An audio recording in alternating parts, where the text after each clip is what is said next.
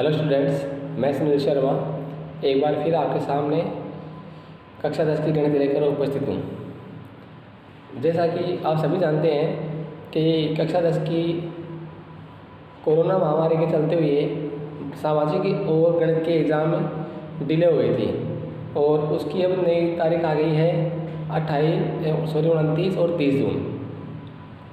तो अभी हमें जो 9th से पास आउट होकर 10th में आए हैं उनके लिए फ़िलहाल हम वीडियो नहीं बना रहे हैं। हम 10 दिन बाद उन बच्चों के लिए वीडियो बनाएंगे जो 9th पास करके और 10th में पहुंच गए हैं। लेकिन फ़िलहाल अपना मुख्य टारगेट है उन स्टूडेंट्स के लिए वीडियो बनाना जो कि कक्षा 10 में है और जिनकी एग्ज़ाम 10 दिन बाद में है।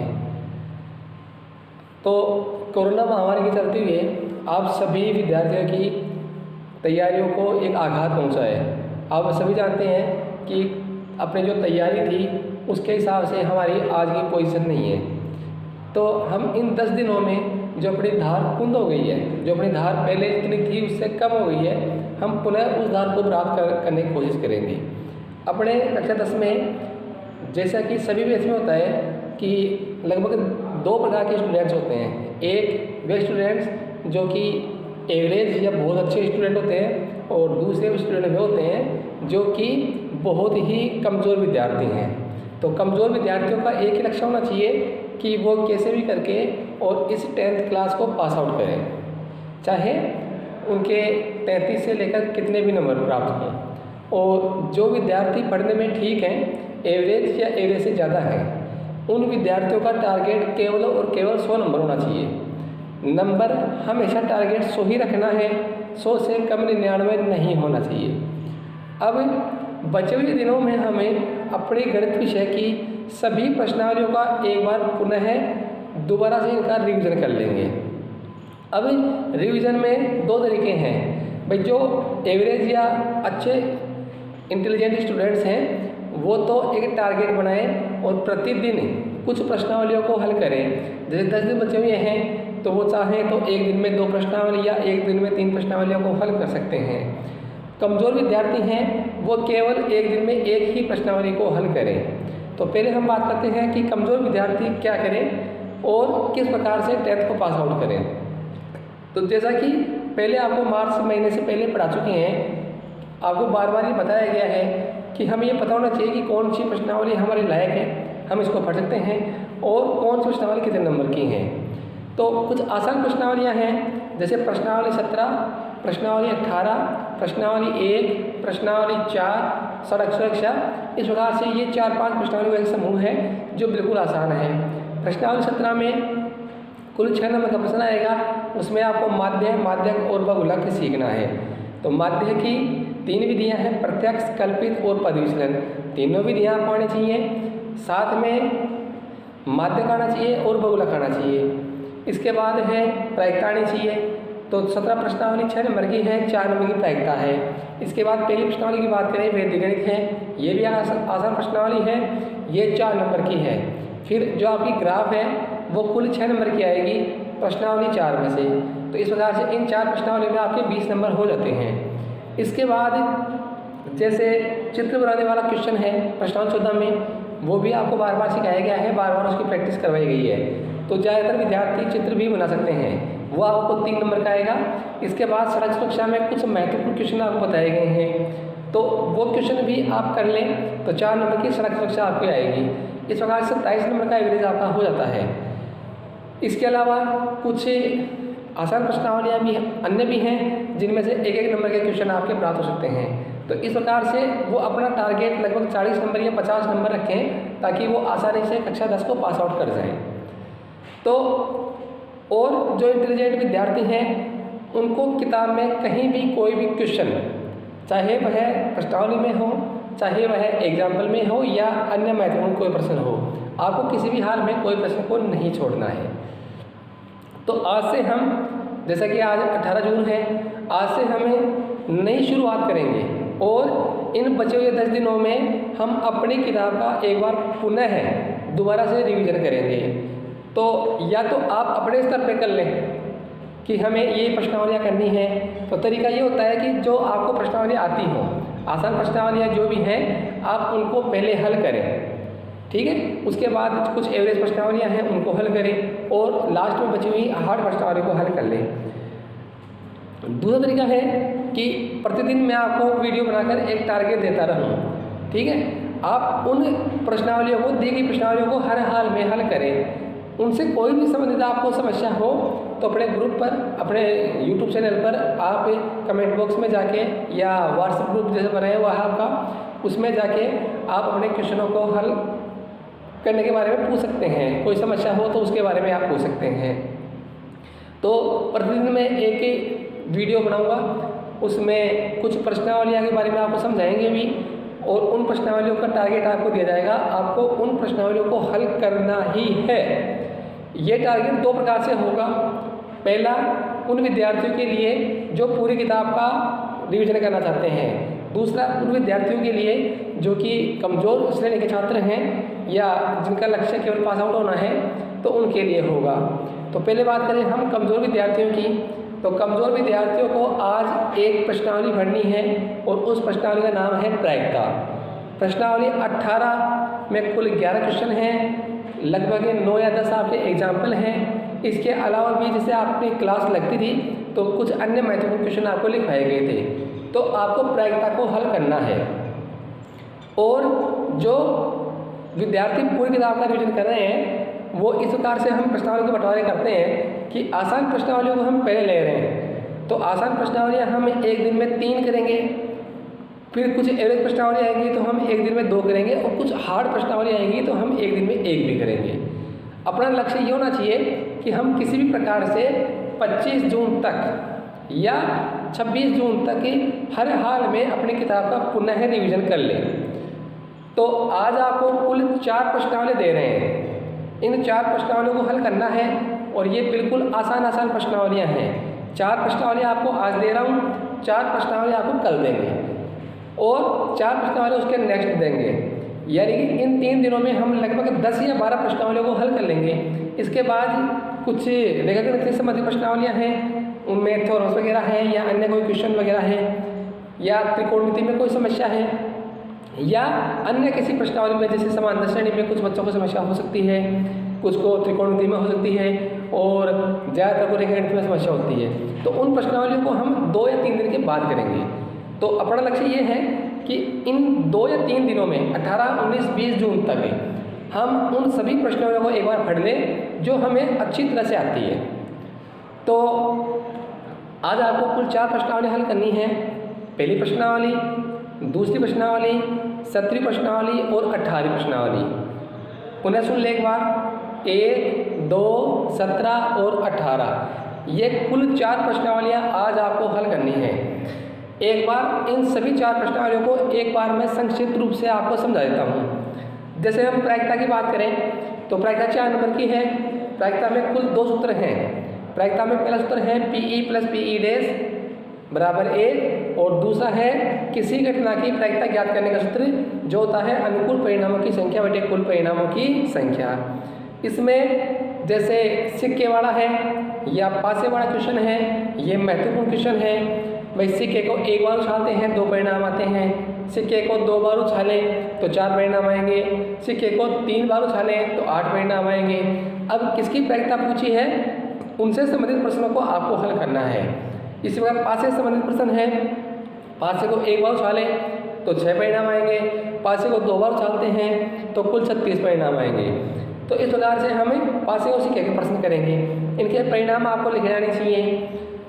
साथ में कुछ संख्याओं से संबंधित प्रश्न हैं, जैसे सम संख्या से संबंधित प्रश्न हो गया, विषम संख्या का हो गया, पूर्ण वर्ग संख्या का हो गया या अभाज्य संख्या का हो गया। तो पूर्ण वर्ग संख्या और अभाज्य संख्या, इन दोनों संख्याओं का एक बार आप पुनः दोबारा से इनको पढ़ लें। इनमें कहीं कोई दिक्कत नहीं होनी चाहिए। ज़्यादातर प्रश्न अभाज्य संख्या का या पूर्ण वर्ग संख्या का ही प्रश्न पूछता है।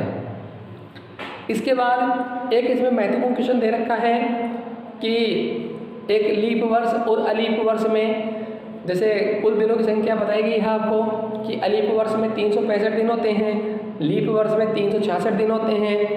अलीप वर्ष, अलीप सन वह सन होता है जिसमें 4 का पूरा भाग नहीं जाए। लीप वर्ष वो वर्ष होता है जिसमें 4 का पूरा भाग जाए। अब इनको सप्ताह में बांटना चाहें तो लीप वर्ष में 52 सप्ताह 2 दिन होते हैं, अलीप वर्ष में 52 सप्ताह 1 दिन होता है।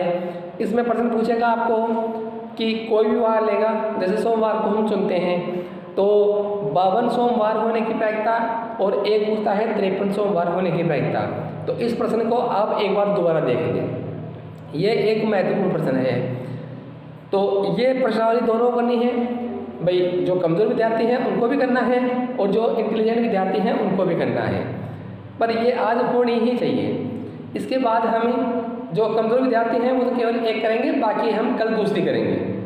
जो इंटेलिजेंट विद्यार्थी हैं या एवरेज से ऊपर हैं वो 4 प्रश्नावली बताइए आपको, 18 होगी। इसके बाद में आते हैं हम 17वीं प्रश्नावली में। तो 17वीं प्रश्नावली में आपके माध्यक और बहुलक दिए हैं। तो माध्य में 3 विधियाँ हैं, प्रत्यक्ष विधि, कल्पित विधि और पद विचलन विधि। तो सबसे पहली बात यह है कि आपको ये तीनों विधियाँ आनी चाहिए माध्य ज्ञात करने की। इसके बाद माध्य का आना चाहिए और इसके बाद आपको बहुलक आना चाहिए। तो माध्य में 17.2 प्रश्नावली में जैसे पूरा प्रश्नावली दे रखी है 17.2, ये प्रत्यक्ष विधि से आपको हल करनी है। इसके जो लास्ट के 2 क्वेश्चन हैं उसमें अज्ञात बारंबारता ही याद करनी है। तो जो उसमें जो सेकेंड लास्ट क्वेश्चन है उसमें अज्ञात बारंबारता पी दे रखी है और वहाँ पर आपको पी का मान याद करना है। तो इस क्वेश्चन को एक बार आप दोबारा देखें। इसके जो नेक्स्ट क्वेश्चन है यानी जो लास्ट क्वेश्चन है उसमें 2 अज्ञात बारंबारताएं हैं जिनको हम एक्स वाई या ए बी मानकर हल करते हैं। तो 2 अज्ञात बारंबारताएं हैं तो आपको 2 समीकरण प्राप्त करने होंगे। ये क्वेश्चन भी आपको किताब में कॉपी में करवा रखा है, तो इस क्वेश्चन को भी एक बार आप दोबारा देखें। 17.3 में चलते हैं तो सामान्य सवाल है। 17.4 में कल्पित से और पद विचलन से करने हैं। 17.6 में माध्य ज्ञात करना है। अब यहाँ पर सवाल आपके 3 प्रकार के आते हैं। पहले वो सवाल आते हैं जहाँ कोई सारणी नहीं है, केवल आपको चर दिए गए हैं। चर दिए गए हों तो माध्य ज्ञात करने के लिए 2 सूत्रों का प्रयोग होता है, एक सम और एक विषम। तो दोनों सूत्र आपको लिखवाए हुए हैं। सबसे पहले दी गई संख्याओं को, दी गई चरों को आपको आरोही क्रम में रखना है। इसके बाद यदि n का मान सम है तो सम सूत्र लगाना है और यदि n का मान विषम है तो विषम सूत्र आपको लगाना है। फिर आगे बढ़ते हैं माध्यक में 17.7 में दे रखा है कि माध्यक ज्ञात करने का सूत्र आपको लिखवा रखा है L प्लस फिर ब्रैकेट है, फिर n/2 माइनस f और ब्रैकेट बंद, फिर बाहर × h है। तो इस सूत्र से वर्गीकृत सारणी का माध्य ज्ञात करते हैं। फिर आगे बहुलक ज्ञात करना है। तो इस प्रकार से आपको प्रश्नावली 17 को हल करना है। तो 17, 18 2 प्रश्नावली हो गई है। इसके बाद आते हैं हम प्रश्नावली 1 पर। तो प्रश्नावली 1 महत्वपूर्ण प्रश्नावली है, ये 4 नंबर की है। इस प्रश्नावली में अब इसमें 2 किताब है अपने पास। एक इसी साल चेंज होके एक नई प्रश्नावली बनी है, पहली प्रश्नावली। जो पिछली किताब थी उसमें 1.1 से लेकर 1.4 तक प्रश्नावलियाँ थी, लेकिन इस किताब में जो नई किताब आई है, नई प्रश्नावली आई है, उसमें केवल प्रश्नावली 1 दे रखी है। यहाँ आपको भाग, वर्ग और घनफल ज्ञात करना है। तो भाग की 3 विधियाँ दे रखी हैं, सूत्र परावर्तित दिया है, ध्वजांक दिया है और निखिलन दिया है। तो तीनों विधियों से भाग आपको आना चाहिए। तो एक बार तीनों विधियों से एक एक भाग आप अवश्य हल कर लें। इसके बाद वर्ग ज्ञात करना है। तो वर्ग ज्ञात करने का सूत्र लिखवा रखा है आपको कि संख्या का वर्ग बराबर होता है उपाधार अंक, फिर ब्रैकेट संख्या प्लस विचलन, फिर ऑब्लिक विचलन का स्क्वायर। इसी प्रकार घनफल ज्ञात करना है तो घनफल का सूत्र भी आपको लिखवा रखा है। तो कम से कम एक एक वर्ग और एक एक घनफल आप अवश्य ज्ञात करें, साथ में इनके सूत्र याद करें। प्रक्रियाएं हैं वो भाग में हैं, तो तीनों विधियां भाग की जरूर सीखें। एक क्वेश्चन भाग का अवश्य आने वाला है। ये तो हो गए अपने प्रश्नावली 1 की बात। अब इसमें कुछ उदाहरण दे रखे हैं। अब ये जितने उदाहरण दिए हैं ये सभी उदाहरण आपकी पुरानी किताब में 1.4 से पहले के सारे उदाहरण हैं। इसलिए आपको पुरानी किताब में से 1.4 प्रश्नावली को हल करना है। हालांकि थोड़ा सा कठिन है, थोड़ी सी हार्ड प्रश्नावली है, लेकिन आपको इनकी 2 या 3 बार प्रैक्टिस करनी है ताकि आपको पुनः ये प्रश्नावली आने शुरू हो जाए। इसमें आपको कोई समीकरणों को हल करवाया गया है। तो समीकरण हल करने की 2 विधियाँ दे रखी हैं। पहली दे रखी है परावर्तित योजयित और दूसरी दे रखी है शून्य साम्य विधि। तो परावर्तित योजयित में हालांकि अपने किताब में 3 सूत्र दे रखे हैं, लेकिन मैंने आपको केवल 2 सूत्रों में ही उसको करवा दिया है। तो आपको केवल 2 सूत्र याद करने हैं, एक्स प्लस बी बटे पी बराबर सी एक्स प्लस डी बटे क्यू का रूप देखना है, और एक आपको एक्स प्लस ए एक्स प्लस बी फिर बराबर फिर एक्स प्लस सी और एक्स प्लस डी, वो सूत्र आपको देखना है। ये 2 रूप हैं इसके, और इन दोनों सूत्रों को आपको देखना है, परावर्ती योजक से आपके समीकरण हल हो जाएंगे। तो पुरानी किताब में 1.4 में शुरू के 1 से लेकर 8 तक क्वेश्चन आपके सूत्र परावर्ती योजक से हैं। फिर आगे चलते हैं, 9 से लेकर 20 तक सभी क्वेश्चन आपके दे रखे हैं शून्य साम्य विधि से। तो शून्य साम्य में कुल आपको 6 सूत्र लिखवाए हैं, तो उन सभी 6 सूत्रों को एक बार आपको पुनः देखना है। यदि कोई समस्या हो तो आप मेरे से दोबारा पूछ सकते हैं, भाई ऑनलाइन आपको उसका जवाब देंगे, पर एक बार जो लिखवा रखा है उसको आप दोबारा पढ़ें। जितने क्वेश्चन दे रखे हैं लगभग प्रत्येक, जैसे 6 सूत्र हैं तो 6 सूत्रों के सभी के 2-2 क्वेश्चन आपको किताब में दे रखे हैं, तो 12 क्वेश्चन हैं शून्य साम्य से, और प्रत्येक सूत्र से 2-2 क्वेश्चन आपको दे रखे हैं। तो इन सूत्रों को पढ़ें और इन क्वेश्चनों को आज याद करें। फिर इनके जो उदाहरण दे रखे हैं नई किताब में पुरानी किताब में दोनों में 1.4 से ठीक पहले, उन सभी उदाहरणों को आप हल करें। तो इस प्रकार से आपका 4 नंबर का पूरा टारगेट पूरा हो जाएगा। यदि आप उदाहरणों को या 1.4 को नहीं करेंगे तो इसमें से एक क्वेश्चन आपका परीक्षा में अवश्य आ सकता है।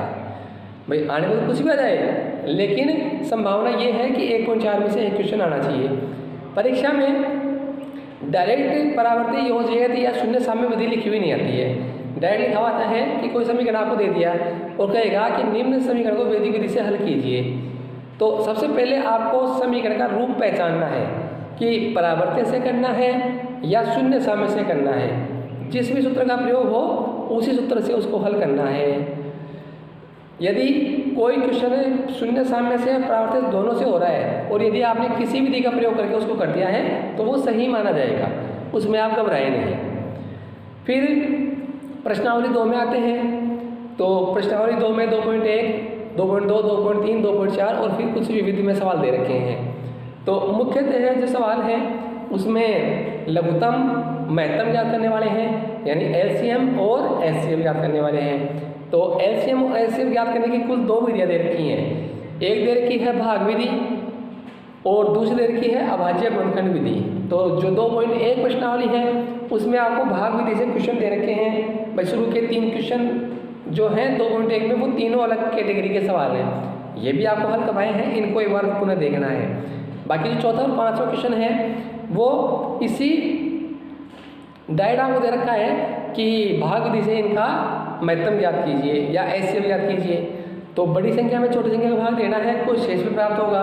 उसका जो पहली संख्या में भाग दिया था उसमें भाग देना है, फिर शेषफल प्राप्त होगा। इस प्रकार से इसको करते जाएं जब तक कि शेषफल 0 प्राप्त नहीं हो। तो ये तो भाग विधि है। इसके बाद 2.2 में आपके दे रखी है अभाज्य गुणनखंड विधि।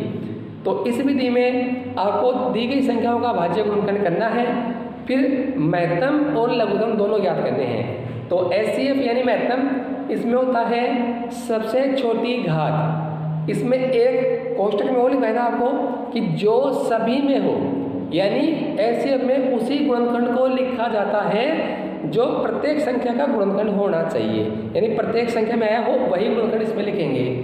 फिर एलसीएम ज्ञात करने के लिए सबसे बड़ी घात, और इसमें वह कंडीशन नहीं होती है।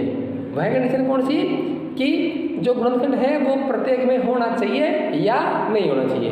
यदि किसी एक में भी आया है तो वो लिखा जाएगा, और यहाँ गुणनखंड की सबसे बड़ी घात लिखी जाती है। इसमें एक लास्ट का क्वेश्चन दे रखा है कमरों की संख्या ज्ञात करने वाला। भाई कुछ अंग्रेजी के, कुछ गणित के, कुछ विज्ञान के विद्यार्थी हैं, प्रतिभागी हैं, उनको अलग अलग कमरे में बिठाया जाता है। तो इस प्रकार से क्वेश्चन दे रखा है 5वां। तो ये क्वेश्चन वेरी वेरी मोस्ट है, इसको आप एक बार अवश्य हल कर लें। इस क्वेश्चन में आपको सबसे पहले दी गई संख्याओं का एचसीएफ ज्ञात करना है। 60, 84, 108 दे रखा है, इनका एचसीएफ ज्ञात करना है। एचसीएफ इनका 12 आएगा, यानी एक कमरे में 12 विद्यार्थी बैठ सकते हैं। इसके बाद आपको प्रत्येक विषय के कमरे अलग अलग निकालने हैं। जैसे गणित में 108 दे रखे हैं तो 108 में हम 12 भाग दे लेंगे तो 9 कमरे जाएंगे। हिंदी में 60 दे रखे हैं तो 60 में 12 भाग देंगे, 5 कमरे जाएंगे। विज्ञान में 84 दे रखा है तो 84 में हम 12 भाग दे लेंगे, 7 कमरे जाएंगे। तो 12, 7 और 5 12, 7, 9 इनको हम जोड़ देंगे तो कुल आपके जितने कमरे प्राप्त होते हैं वो 21, शायद 21 कमरे आएंगे, वो आपको उत्तर आपका आ जाएगा। तो ये क्वेश्चन महत्वपूर्ण है। 2.1 में जो लास्ट क्वेश्चन था वो भी रह गया है कि वहाँ कुछ प्रश्न देखा शायद 1032 सेट से और 1024 और एक संख्या और दे रखी है कि इनके एचसीएफ को 1032x - 408 × 5 के रूप में व्यक्त किया जाता है। तो यहाँ x का मान ज्ञात कीजिए। तो सबसे पहले जो दो संख्या दे रखी हैं उनका एचसीएफ ज्ञात करना है, फिर जो समीकरण दे रखा है उसके बराबर में उस एचसीएफ को रखना है, हल करना है, x का मान आ जाएगा। इसके बाद प्रश्नावली 2.3 में सिद्ध करने वाले सवाल हैं कि सिद्ध कीजिए कि यह एक अपरिमेय संख्या है। तो इसमें कुल आपको 3 तरह के सवाल आए थे, जैसे √2, √3, √5, √6, ठीक है। दूसरा हो गया 1/√2, 1/√3, 1/√5। फिर तीसरा वो क्वेश्चन हो गया जिसमें अंडर की संख्या के साथ में अन्य कोई इस प्रकार की संख्या हो जहाँ अंडर रूट नहीं हो, जैसे 7 √2, 3 + 2 √5, इस प्रकार से कोई संख्या प्राप्त हो। तो इन तीनों को करने का अलग अलग तरीका होता है। जैसे √2 का क्वेश्चन आ गया तो सबसे पहले अपनी लाइन है कि माना कि √2 एक परिमेय संख्या है, तब इसको p/q रूप में लिखा जा सकता है तथा इसके सहभाज्य a/b हैं। तो √2 बराबर a/b वर्ग कर देंगे, फिर 2 को नीचे रखना है, a और b को दोनों तरफ कर लेना है, फिर यहाँ पर a² 2 से विभाजित है, फिर a बराबर 2 से रख देंगे। इस प्रकार से आपको बता रखा है। तो ये क्वेश्चन आपको करना है। फिर 2.4 में आपको पूछा है शांत और अशांत संख्याओं के बारे में। तो शांत और अशांत संख्याओं में सबसे पहले आपको जो परिमेय संख्या दे रखी है, जो भिन्न संख्या दे रखी है, उसको सरलतम रूप में हल करना है। यानी यदि कर सकती हैं तो सबसे पहले आपको काटना है, बिना काटे आपको हल नहीं करना है। तो सबसे पहले इसको काटें यदि कर सकती है तो। इसके बाद जो इसका हर है उसका अभाज्य गुणनखंड करते हैं। अभाज्य गुणनखंड करने पर यदि हर के अभाज्य गुणनखंड में 2 और 5 आता है, केवल 2 आ गया या केवल 5 आ गया या केवल 2 और 5 आ गया, तो संख्या होती है शांत, और 2 और 5 के अलावा कुछ भी आ जाए तो हो जाता है अशांत। फिर जो संख्या शांत होती है उसका दशमलव प्रसार पूछते हैं। तो दशमलव प्रसार ज्ञात करने के लिए हर में 2 और 5 की घातों को बराबर करते हैं। तो जिसकी जितनी कम है उतने का ही अंश और हर में गुणा कर देते हैं और दशमलव प्रसार ज्ञात कर लेते हैं। फिर इसकी विविध प्रश्नावली है जो आपको हल करनी है। इसमें एक टाइलों वाला क्वेश्चन दे रखा है, वो क्वेश्चन आपको हल करना है, और एक वो शेषफल वाला क्वेश्चन है, वो महत्वपूर्ण क्वेश्चन है, वो भी हल करना है। तो इस प्रकार से आज आपको कुल 4 प्रश्नावली हल करनी है, 17, 18, 1, 2। वे विद्यार्थी जो पूरी किताब का एक बार पुनर्रिवीजन करना चाहते हैं, दूसरे विद्यार्थी जो केवल पास आउट होना चाहते हैं, या जो कमज़ोर श्रेणी के विद्यार्थी हैं, तो वो केवल आज आप प्रायिकता हल करनी है। धन्यवाद।